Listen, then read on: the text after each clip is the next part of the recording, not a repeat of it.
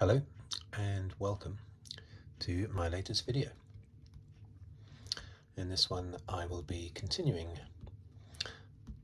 my series of looking at my collection of Grand Prix postcards, and in this one it'll be Grand Prix drivers from the 1970s.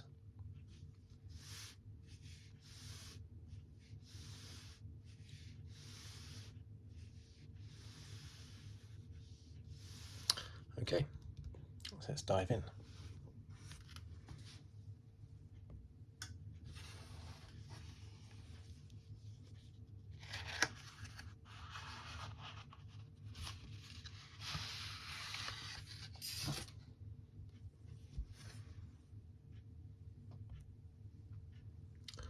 Okay, so here's number one.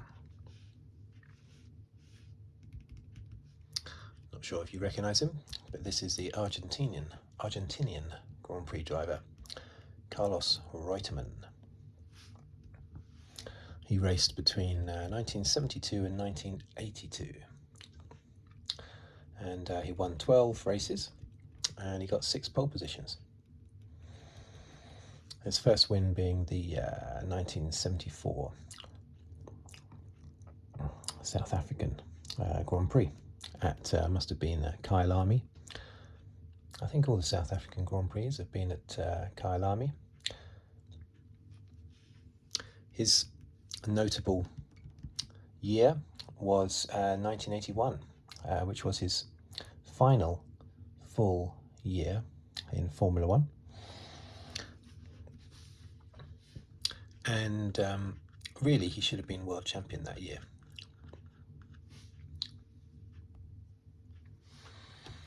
He went into the last race with a 1-point lead in a 3-way title fight in the last race between him, Nelson Piquet, and the outside bet of Jacques Lafitte. But it was Nelson Piquet that took, I think Piquet won the race, but anyway, he scored more points than Reutemann, so he won the championship. But there was a lot of controversy because Reutemann had throughout the year been told to move over to let his official team leader Alan Jones, the defending world champion in the Williams, they were teammates, if I hadn't already mentioned that, Carlos Reutemann and Alan Jones in the Williams. And of course Alan Jones was the 1980 world champion, Australian, and Reutemann would be asked to let Jones through to win, and he did that in one of the races. Was it the US Grand Prix? Yeah, I can't remember. But then there was another race when he specifically didn't do it, and Reutemann went on to win the race. And there were a few races like that throughout the year where he was told to move over. Sometimes he did, sometimes he didn't. But that was losing Reutemann points all the time. But there was a lot of animosity, a lot of infighting. He was very disgruntled after he lost the championship, because he very much so blamed it on the fact that he was having to move over and concede to his teammate a lot of the time. He retired from Formula One the following year in 1982. He stated as his reason partly because he was an Argentinian and Williams were a British team, and in 1982, of course, the Falklands War took place between Great Britain and Argentina. That caused a bit of friction, or at least he believed it caused friction, and also he was looking to go into politics. I mean, he nearly ran, I should say, for president of Argentina. I think he was a governor and a senator. I think he was a senator when he died. Just, was it earlier this year? I think it was earlier this year he died. He was a senator at the time. So combination of Falklands War, but also he wanted to move into politics, and I think he was just really annoyed at what had happened in 1981. Anyway, Carlos Reutemann.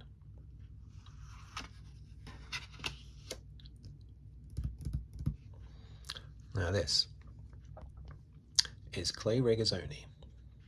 He is, of course, famous for having won Williams' first ever Grand Prix, the 1979 British Grand Prix. He raced between 1970 and 1980, a Swiss driver. He won 5 races and got 5 pole positions.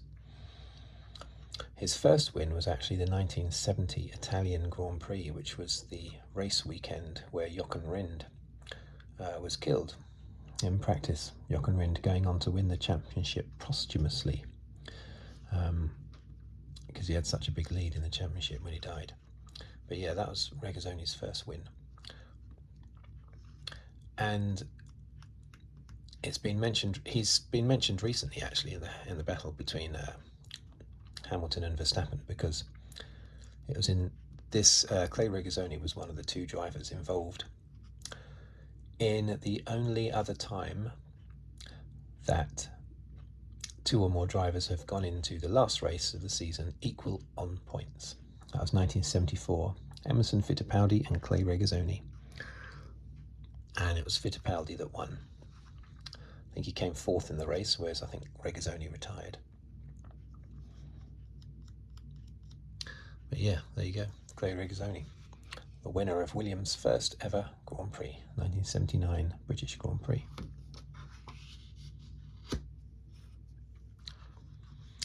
Now, this is Ronnie Peterson, hailed as being one of the greats that was never quite able to realise that greatness. Swedish driver, 1970 to 1978. And he won 10 races, had 14 pole positions, and he was actually runner-up in the 1971 and 1978 World Championships. But he died at the Italian Grand Prix in 1978 in his Lotus. He was runner-up that year still to his teammate Mario Andretti. A very powerful Lotus 79 with its ground effect. But yeah, he won 10 races, 14 pole positions, but never, who knows what would have happened had he not died in 1978. Who knows what might have happened. But he's hailed as being a truly great driver. Oh dear, are all these upside down? Okay, so this is Jody Scheckter from South Africa, the 1979 world champion. Raced from 1972 to 1980. He won 10 races, had 3 pole positions. His last race win was actually in his championship winning year, 1979 Italian Grand Prix. He was also runner-up in the 1977 championship in his Walter Wolf car, his Wolf car. I remember that from the 70s, when I had only a vague passing knowledge and interest in Formula One. I was very young, but I remember the Wolf car, basically. But yeah, he won his championship in a Ferrari in 1979. And when he retired, he went on to do all sorts of, I think he was owned his own business or something like that, I think. Jody Scheckter. This is Mario Andretti, the American, in Formula One from 1968 to 1982. 12 wins, 18 pole positions, 1978 world champion in his Lotus 79 when he was teammate to Ronnie Peterson. He went on to race for years and years after that, in IndyCar. In 1993, for instance, he was Nigel Mansell's teammate and Newman Haas Racing in IndyCar. So he had a very long racing career. I'm not 100% certain it's over. I'm assuming it is, because he's getting on a bit now. I think he was born in 1940, I think. Yes, it must be over. But yeah, he was racing into the 90s, which is quite something.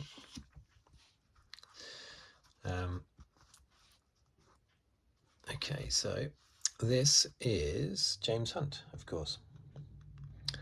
British driver, the 1976 world champion. He raced from 1973 to 1979, so not a particularly long career.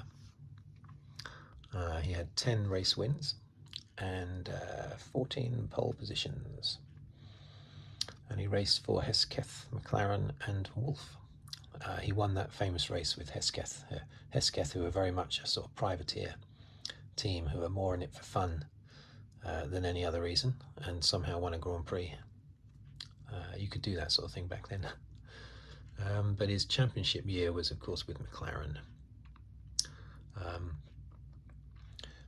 He was competitive with Lauda all the way through, but really Lauda would have won the championship had he not had his big fiery accident at the Nürburgring. That meant that Lauda missed, I think, 3 races and wasn't quite the same when he came back. And James Hunt just pipped him to the championship. Was it by 1 point? I think it might have been by 1 point, yeah. But he was still a strong competitor for Lauda, but I'm sure Lauda would have won the championship had he not had his accident. And here is Niki Lauda. Before his accident, he was champion in Austrian driver. He was champion in 1975, 77 and 84 when he returned, came out of retirement and went to McLaren for a bit. He won 25 races and had 24 pole positions. His last Grand Prix win was the 1985 Dutch Grand Prix. He wasn't really in it in 1985. He wasn't. That was his only win in 1985. He was the defending champion, but he was just well and truly off the boil, and just wasn't interested anymore. Is how it came across. But in 1984, it's the only time, or it's the smallest winning margin, basically, in the World Championship, as Niki Lauda beat his teammate, Alain Prost, to the title by half a point. That's all that separated them, half a point, because of the Monaco Grand Prix, where half points were awarded.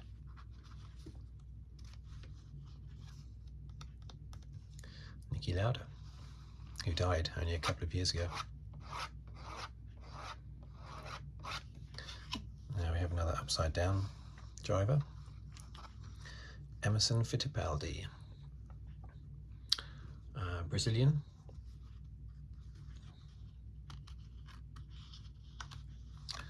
He was in Formula One from 1970 to 1980, and he was the champion in 1972 in a Lotus and 1974 in a McLaren. He was the other driver in that 1974 showdown where he and Regazzoni went into the last race equal on points. He had 14 wins in his career and 6 pole positions. And somehow he looks exactly the same now as he did back then. I mean, that's basically the same face. Whenever you see him on TV now, he looks identical. He hasn't changed in 50 years. He's had a haircut, well, probably more than one, but his hairstyle has changed somewhat, but not massively. But basically, he looks pretty much exactly the same.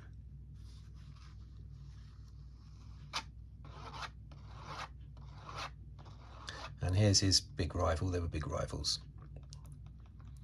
I mean, for a time, they were sort of winning alternate world championships. They were swapping each year, taking it in turns in the early 70s. Jackie Stewart, the British driver, world champion in 1969, 71 and 73. 69 in a Matra, 71 and 73 in a Tyrrell. He raced from 1965 to 1973. He had 27 Grand Prix wins, which, when he won that 27th win, was actually a record. While he was extending his own record, having passed Jim Clark, I suppose, who was on 25 wins. 17 pole positions. He is the last, so he's still alive, he's the last surviving world champion from the 1960s.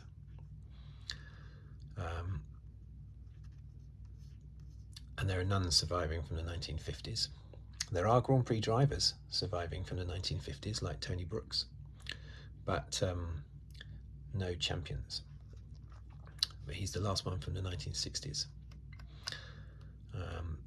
He retired after 99 starts. It was his 100th Grand Prix, but his 99th start. That was the end of the 1973 season. And it was because his teammate, Francois Sever, the Frenchman, who he got on very well with. You often get on well with your teammate if you're able to beat them consistently. It's a bit like Hamilton saying that Bottas was the best ever teammate anyone could ever have. Anyway, yeah, so Jackie Stewart and Francois Sever, they got on very well. But Sever was killed. I think it was in the last race of 73. Maybe it wasn't, but anyway, because of that, Jackie Stewart thought, right, this is my last championship. I'm going to retire. And he's still going strong. You see him on TV quite a lot. And here's Jochen Rindt. More of a 1960s driver than a 1970s driver, really, but he was the 1970 world champion.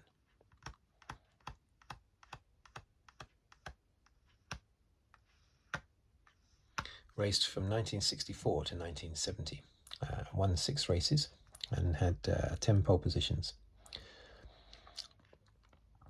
He was the posthumous world champion in 1970 because he died in the practice session. I'm sure it was practice, not qualifying, but it wasn't the race anyway. At the Italian Grand Prix in 1970, the one that was Clay Regazzoni's first ever Grand Prix win. Yeah, he died, and there were still a few rounds left, and Jackie Ickx was not able to catch him in the championship. How much Jackie Ickx was trying to, I don't know, because his rival had been killed. But anyway, world champion in 1970, Jochen Rindt.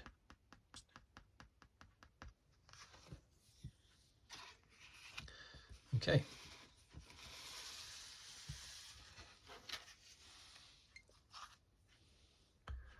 So there you have it, a selection of Grand Prix drivers from the 1970s, specifically world champions. Well, they're not all world champions in here, of course, but every world champion from the 1970s is covered in these postcards. These postcards date back to, well, I bought them in 1989. So they only go up to the 80s. So I've still got yet to do. I still have Grand Prix cars of the 1970s, and then I'll do drivers and cars of the 1980s.